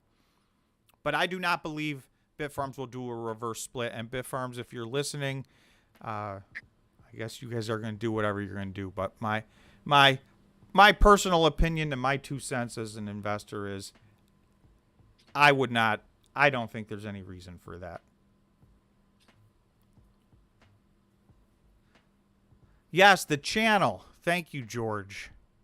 And we only have 51 likes. See, this is a part of what I want to talk about. Yeah, but the reason why is because I think that, the Bitcoin conference is going on right now, Tom. I mean, they're not done.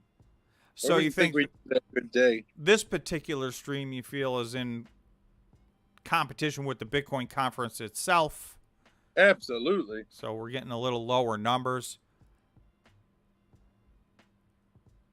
I'm just gonna put out there that we're gonna do our memberships. Not our memberships. Our subscribers. Nobody's subscribing to the channel. And from the day this channel started, we did this the old-fashioned way, and we didn't go out and buy fake members and all that stuff. We chipped away, and we were getting 500-600 members a month for years. And suddenly, 2 months ago, that just completely stopped. So I will ask you guys on this stream, and I'm going to do a video to talk more about this. We need to make some changes to the channel. George and I have bounced around a lot of ideas, but, I've had weeks where my net new subscribers were 0. That's never, ever, ever happened. We were getting 20, 30 a day, that kind of stuff. So something has changed. I don't know if it's all investors overall. I don't know if it's all investment channels. I don't know if it's our channel. I don't feel like our content has changed, but we are forced to make an adjustment, right? Because we can't just keep doing what we're doing if it's not working. Just this is all new to me. I didn't know he was going to say any of this. Well, and I don't want to do anything drastic, and I'm not going to stop covering the Bitcoin miners, right? This is a big part of who we are, but I do think it can't be the only thing we are, because it's maxed out to the point where we literally don't get, I have my video 2 days ago got over 3,000 views and 0 subscribers. So that ratio doesn't make sense. That means all the people who are interested in Bitcoin miners are already here, and unless we just want to lose money on this channel forever and never grow again, we got to add some content, and we got to shake things up a little bit. So I'm not saying this in a negative way. I just, it's the same thing you got to do with your investment portfolio, right? Our investment's stagnant right now, and it's a lot of time for me. If I'm spending 50, 60, 70 hours a week, there's weeks I've spent more than that on this channel. So, I know some people get mad and they go, oh, that thumbnail was clickbait. Well, I'm sorry. I want people to watch my videos. And it's the content.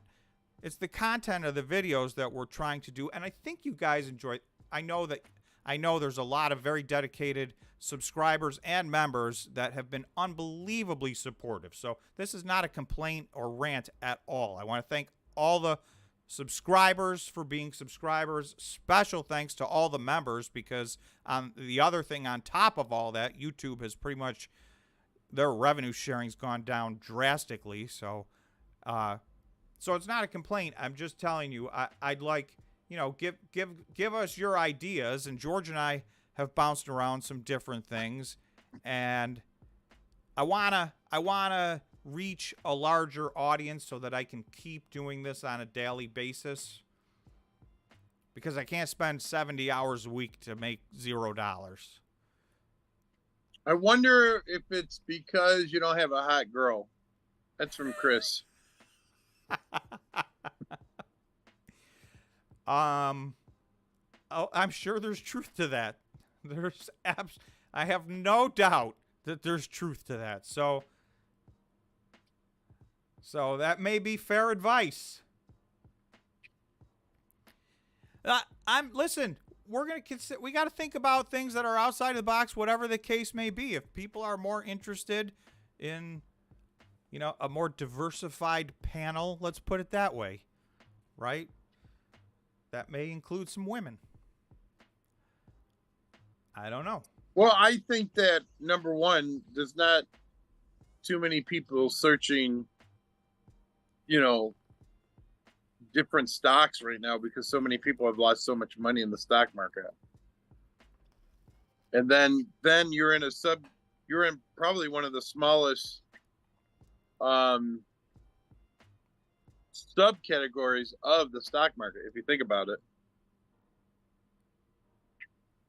You know what I'm saying? There's no doubt. That's what I think. And if I look back, I think even EVs are like what 5-10 times bigger than where all the Bitcoin miners are.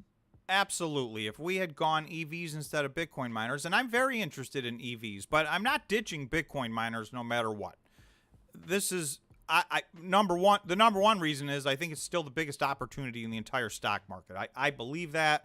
So I'm not going to have a channel and not talk about the thing that I think is the biggest opportunity out there. But I think this is an opportunity of a lifetime for us, at least. Yeah. Nate is saying regarding the subscriber issue, is adding more topics effectively diluting your content the way to go, or keep it tightly focused on an expertise in just one or two areas better? So maybe it's just picking up a second area. But I will say, you know, as I went into this over the last weekend, I've kind of gone through and searched the history of YouTube of anybody who's ever been like a Bitcoin mining YouTuber, and there's no one that's ever even gotten as many subscribers as I have. So I feel like that's part of the reason why I feel like it's maxed out. Like I've never, if there was somebody else out there and they were talking about the Bitcoin miners and they had 100,000 subscribers, I'd go, you know what? I got to up my game. I got to give better content. I got to be patient. I got to do what I'm doing. But no one's ever even gotten to this many subscribers. So I just feel like it's totally maxed out. And when I see day after day after day of 0 new subscribers, trust me, it's hard. Remember, I mean, think about this. If this was your full-time job, this is all I do all day, every day and night. And, you know, I'm the kind of person, you sound like you're complaining. all right, I'm complaining. No, I'm just trying to put it in perspective. Like, change is necessary. Change is scary. People don't like change, but I think change. And I'm laughing at the comments of what people are saying about me. I don't identify as a hot chick anymore. Edmund is saying, Tom, get Bitcoin rules or another female on the panel. I do think having a more diverse panel, that is absolutely a good idea. That's a part of how, I mean, this is, you know, we're all trying to make money, but this is also, you know, entertainment, if you will. So it is, yeah. You know, the more the merrier. I'm not ready, whoever said that, to have George in his bikini. Look at that. Kevin said somewhere along the way you lost your smile. You just need to find your old smile, Tom. All right. Well, that's good advice. That may I will. Hey, listen. This is what I want to hear. That's why I'm asking. What do you guys think? So I've given you the facts. I've tried to lay out the facts. I hope it didn't sound like it was a big complaining session, because I'm not complaining. I absolutely love doing this, and I very much appreciate everybody that's doing this with us. This is something that I'll teach you right now. The grind is real, brother. The grind. It's a grind. It is a grind. It is a grind, and I'm glad to go. I'm glad to grind forever. I mean, there's no doubt. But I think you also need to pay attention to, you know, the facts on the ground, the analytics, etc. And if they're telling you that what you're doing is not working, I think that, you know, doesn't mean we got to scrap what we're doing. I love what we're doing, but I feel like we got to add to it or tweak it. Well, we've already gotten some good So ideas. if you add to it, I mean, maybe there's like a symbol you can put on your description so Edmund doesn't have to watch it and get mad. Well, I absolutely could make it crystal clear. You know, maybe it is adding. I have covered a lot of EVs. I've done 50 or 100 EV stock videos over the course of the last couple of years. I've backed off of them. It's a brutal sector just like this one, but I do think there's some hidden gems in there in addition to a slew of losers. So, there's an awful lot to talk about in there, but maybe, have a different themed thumbnail for the ones that are EV videos so that nobody's confused. Okay, this is one of Tom's videos, but it's an EV, and I just only really care about his Bitcoin miner ones. Or maybe some of you hopefully care about, multiple things. And if so, let me know in the comments. What do you guys care about? I think most of our guys care about making money and not trying to be, cavalier about it. But I think that's what, everybody here really wants to do is double, triple, quadruple, or, they're looking for opportunities to make money on stocks, whether it's Bitcoin or not Bitcoin. Maybe I'm wrong, but I think that's pretty much why our community exists, is because remember, when we do our deep dives in the member, we're doing it on what is it? On gold miners. Yes. We did natural gas producers.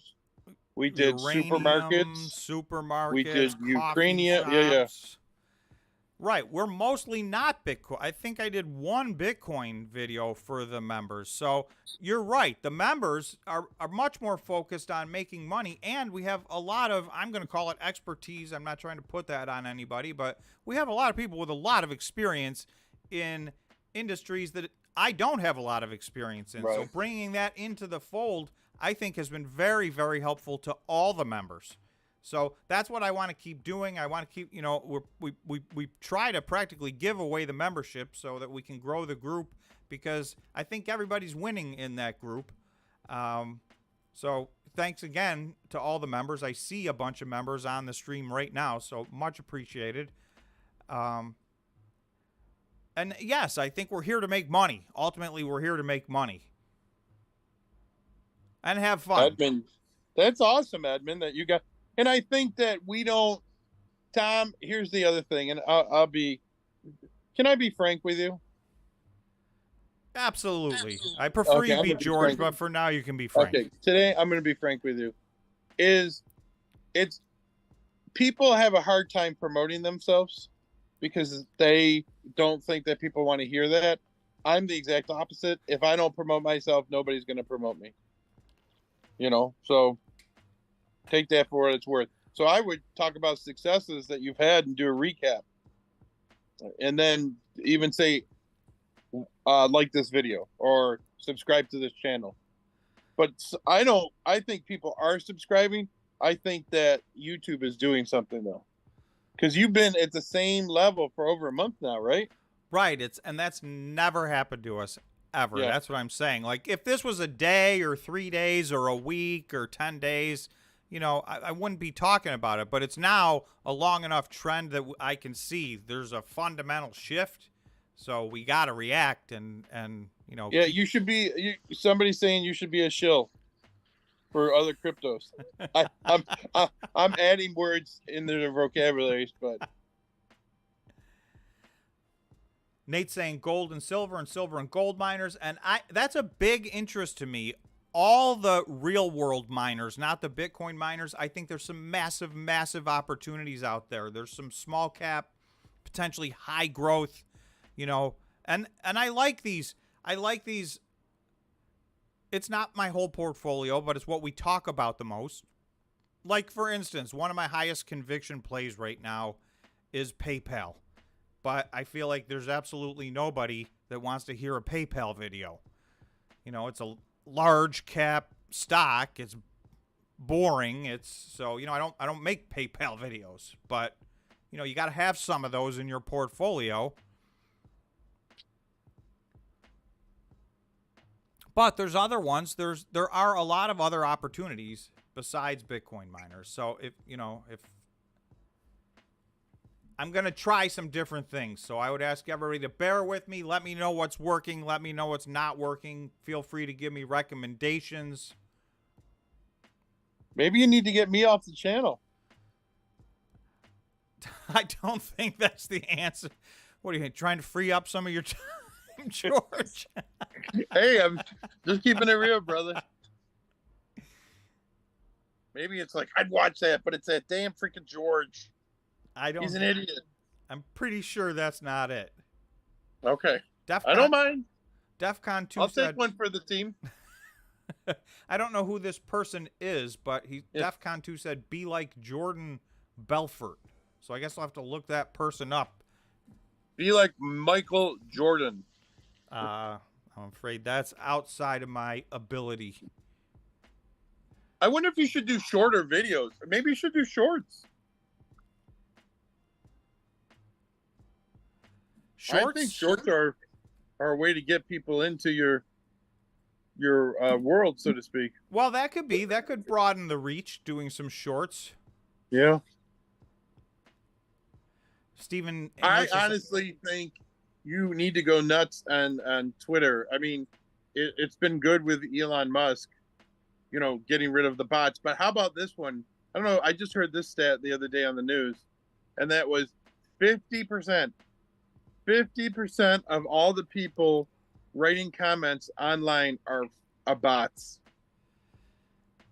That's outrageous, but I can tell you from going through just my comments section on YouTube, like, we get a lot of real comments, and I know because they're from longtime subscribers and from members, but the ones that are fake are obvious, so I do go through. If it's spam or scam, I do try to delete them. Nobody's perfect. I can't get them all, and YouTube tries to delete some of them, but I know we've had 10,000 fake comments at least, probably a lot more than that. You think that they could subscribe to the channel too, the bastards? Yes, seriously. Steven saying, what about outtakes? That's a great idea because, trust me, there's plenty of those. What does that mean, outtakes? What does that mean? Like when I screw up and have to do it over, and this is not, I do not do, like on this live stream, this is one take. This is, you get what you get, but when I do my videos, it gets edited down to, for two reasons. Number one, to get rid of the outtakes when I just blatantly just mess up. And number two, because, if we can turn it, I try to get things down to like 12 minutes because that seems to be people's appetite. At when it's 25 or 30 minutes, it's hard. And I view from my own perspective, like, everybody is so busy in this modern society. Like, I really don't watch 30-minute videos. It's too much. No. I'd rather watch 4 8-minute videos or whatever the case may be.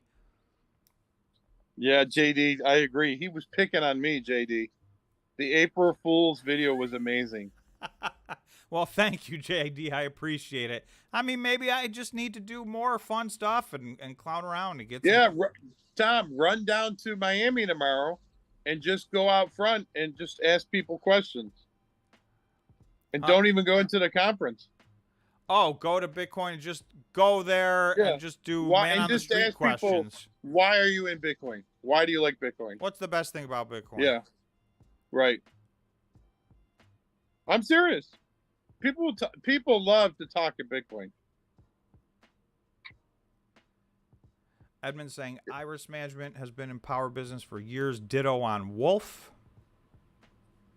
YouTube live video random interviews at the BTC Miami conference. Yeah. Oh, that was from Nash V. All right.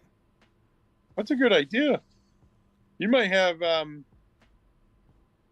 content for months doing that. Flame One is saying PayPal. Really? I'd much rather buy Bitcoin all day, any day. Well, I mean, everybody has a different sentiment, and PayPal has been in a downward spiral. A lot of people might think I'm trying to catch a falling knife, but I'm just looking at their results. I went through their results in detail, as I do, and I don't understand, other than, this is what happens and things go up and down. I can't find any reason why they're trading at $60. It makes no sense to me at all, But, sometimes things can stay at a valuation that makes no sense for a long time. But when I look at it, to me, that's an easy double. Having said that, obviously nothing's an easy double and nothing's a guarantee. You know, things can change, but I think that is undervalued significantly right now, in my personal opinion. Well, I think it's our 2 hours. We're real close to our 2 hours. I think it's probably time to end it. All right. I could go shortlist, he says.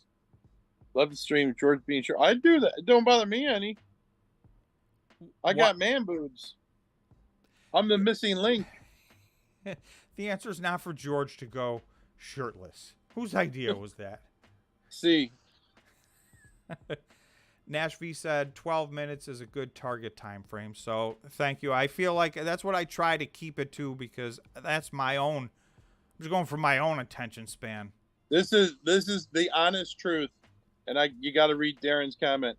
Sometimes Big Brother Google doesn't agree with what you say, so you simply don't get shown to people because Big Brother Google disapproves. Well, I know, Darren, I know that you are right. That's a big factor. So, and I don't know how to overcome that factor. And, you know, sometimes on our live streams, we do try to talk about a lot of stuff. I wear a wig and a dress, and I'll be trans.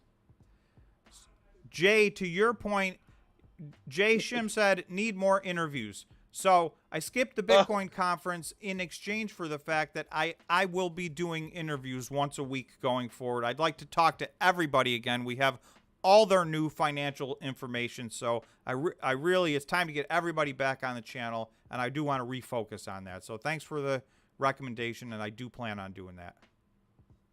Thanks, everyone. All right, so should we take a look at Bitcoin before we... Yeah, you can. I got to run. I got a million things to do. I'll see you guys. All right, thanks, George. Have a great weekend. Godspeed. Is that what you say? Godspeed? All right, that was George, ladies and gentlemen. I mean, I can stick around for a few more minutes if you guys are interested. George had to go. Crypto Golfer, am I early? Yeah, no.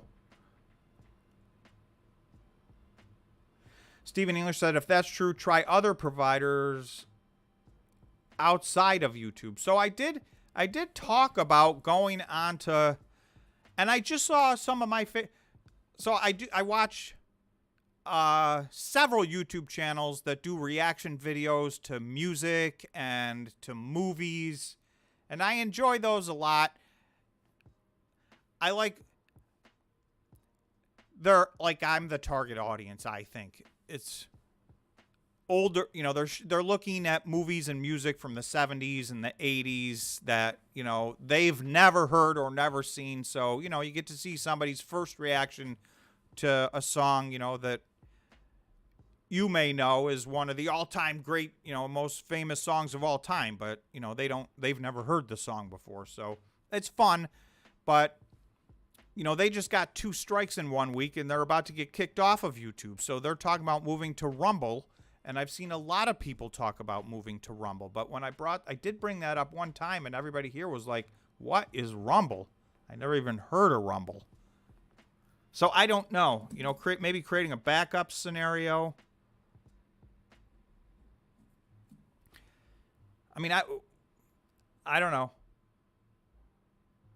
YouTube influencers might be helpful, said Nash V. Are you saying get some YouTube influencers on for interviews or for just like doing a segment with them, or what are we thinking? Nate said he agrees with that.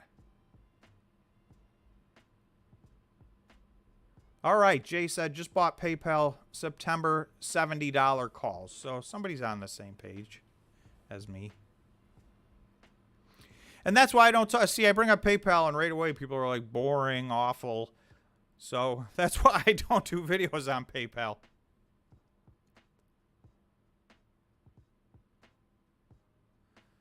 Michael Anthony saying, which other companies are you buying shares in the past week? So, you know,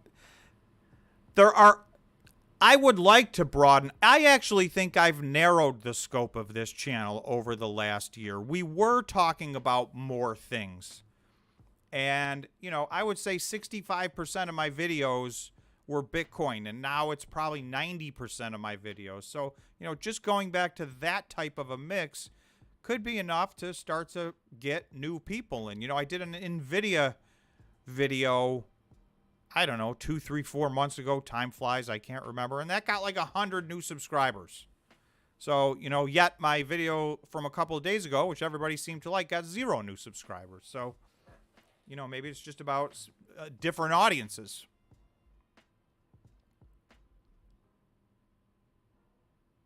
Stephen English says, a question on another subject again. Do you think it's still safe to use Ledger? So I can only give you my personal opinion, 2 cents, not financial advice. Yes, I think it's safe to use Ledger. I know that there's a lot of people that do not like what they're doing at all. I'm not as concerned about it. And I think there's some people that it's going to be a good thing for. But I don't know. In my mind, that it's not putting your cryptocurrency at risk. But I think that there's a lot of purists out there that feel differently.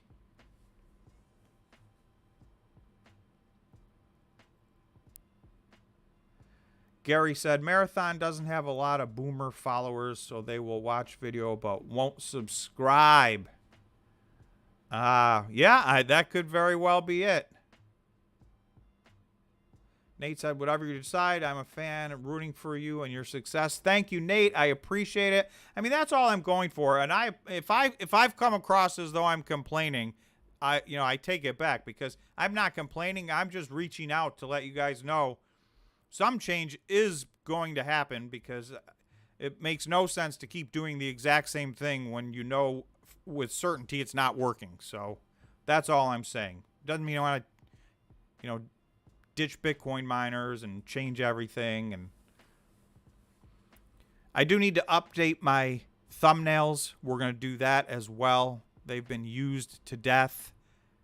So I'd like to get a bunch of new thumbnails. That's not really a big deal and nobody should care, but you would be shocked how many comments I get about my thumbnails and my titles. And one person started their comment with, I'm not watching your video, but I just stopped in to tell you, I hate your thumbnail and it's ridiculous and you're an idiot and blah, blah, blah. It's like, okay, well, you didn't watch the video. So really, you have no comment.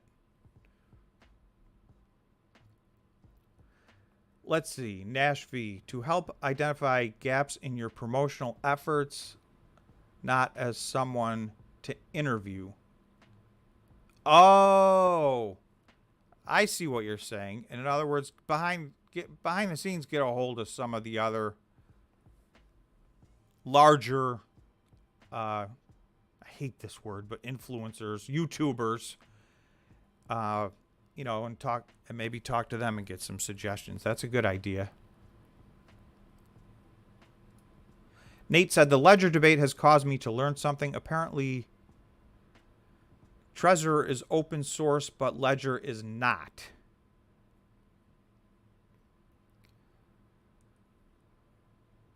Nash V said, exactly, thumbnails are something an influencer could offer advice on. So yeah, and I have tested out, I do know for the people that already know my channel, I don't think they care what the thumbnail is. I don't think they care what the title is. But as far as attracting new people, like it or not, the things that are considered, quote, clickbait, I can do the same video, and I've done this before, so I know it's true. If I call it, for instance, one of my Cypher videos I did, and I said, Cypher's killing it. They had an unbelievable, whatever it was, January. Nobody watched that video. Nobody. So the next month I said, this Bitcoin miner is killing it, and, nobody knows who they are, and you're missing the big picture. Well, that was just another Cypher video, and it got 3 times the views.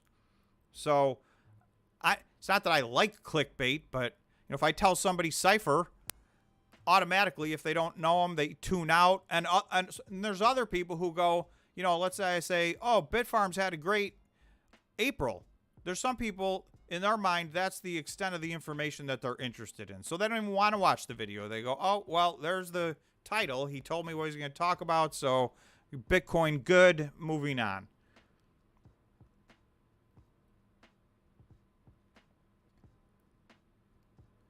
Get yourself onto 1 or 2 of Pomp. I know some people don't like Pomp, but I really like him. Could be an uncommon, and he's huge.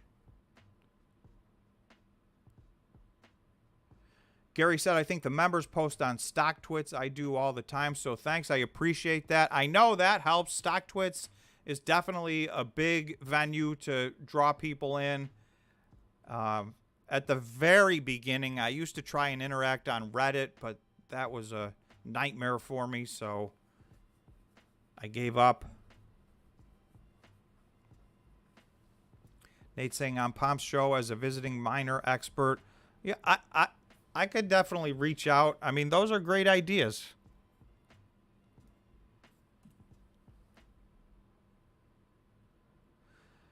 Crypto Golfer said, try Cypher to 10x this year. Guaranteed. So I can't say I can't say it's guaranteed because I can't guarantee it. But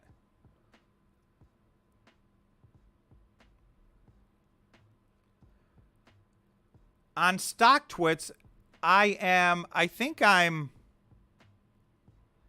Kudab. I'm either talking investing, but I think I might be Kudab, which is George's thing that we really still haven't rolled out yet, which is short for Can You Do Any Better? Steven, what about OnlyFans? I don't think I'm pulling any action in on OnlyFans. Wisdom Bites said, I agree with you, Tom, about clickbait. I have my own crypto channel, and certain titles work more than others for the same content. So, you know, Wisdom Bites is experiencing the exact same thing. I wish it wasn't true, but it is what it is. So I got to take a few hate comments every now and then. My thing I'm trying to do is to get people to watch the content, because I do work hard on this content, and I think you guys know, like, for whatever piece of the puzzle it is, and it's not the whole puzzle, but I think I offer some value with the amount of time I spend digging deep into this stuff. I try and give some value, so it's about watching the content, and if you got to clickbait somebody into doing it, then so be it. And I will tell you, it's funny, the videos I've gotten the most, like, thank you so much, I made so much money off of this, were the videos that I clickbait hid that nobody would have watched. Because they were great opportunities, but they were early, and so when you're early, nobody cares about them yet. So, anyway. Nate said, Bitcoin 3x'd after passing its prior high last time. A 3x this time above 69K would be over 200K this Bitcoin cycle. If that happens, a lot of miners will more than 10x, which I completely agree with. And we'll see where we go from here. But I do think we're taking out our all-time high before the halving. And I know that is a very uncommon opinion. So, but that's what I believe. I think we're taking out our all-time high before the halving, which is just about 1 year from now. But we don't have to. That's not mandatory for, these guys to succeed. That's just that's my belief. Gorilla said the Mara Riot Reddit pages are also pretty dead. I just think miners aren't sexy enough for most people. Wisdom Bites said, I've never had any hate comments for 3 years so far. I get, and it's not 1,000, but I bet I've had 20 people say, you're a clown, your title is stupid, it's clickbait, I refuse to ever watch your channel ever again. So it does, I get some. So that's fine. They don't ever have to watch my channel again. There's 8 billion people on the planet, so. Wisdom Bite said, Stephen English, I just subscribed to you. Yeah, I'll subscribe to you. I did not know that you had your own thing. So are you just under Wisdom Bites?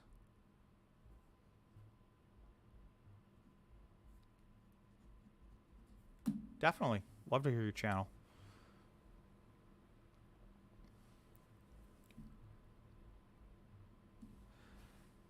And Wisdom Bites says, I love your channel, Tom. Thank you. I appreciate that very much, especially from somebody who does, something in the same arena, the effort put in. So thank you.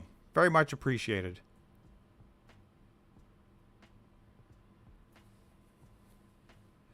Nate is saying, paint the why Bitcoin miners picture regularly. That will draw attention. For example, the miners are a traditional stock market leverage play on Bitcoin, and options are a leverage play on, and I think it ran out, but yes, and then the options are a leverage play on the stocks, so you can really leverage up, which is the thesis here. So for anybody who was interested, Wisdom Bites is under Wisdom Bites on YouTube.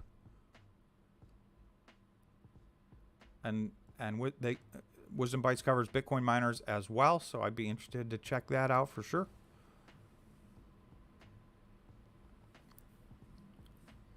All right, well, I got a lot of good ideas, and again, I want to just thank everybody. This was not a complaint session. It's always good to get perspective from other people. I am brainstorming, but I'm just one person. So getting feedback is always good. I want to keep growing the channel and, keep doing this. I think it's been a great thing. So I look forward to years to come. And so thank you very much, everybody. Thank you to all the subscribers. Special thanks to all the members, and thanks to a couple of the super chats, and congratulations to the people who got some memberships awarded to them today. So thank you very much, everybody. Enjoy your weekend. Go Bitcoin and try and relax and have a good one.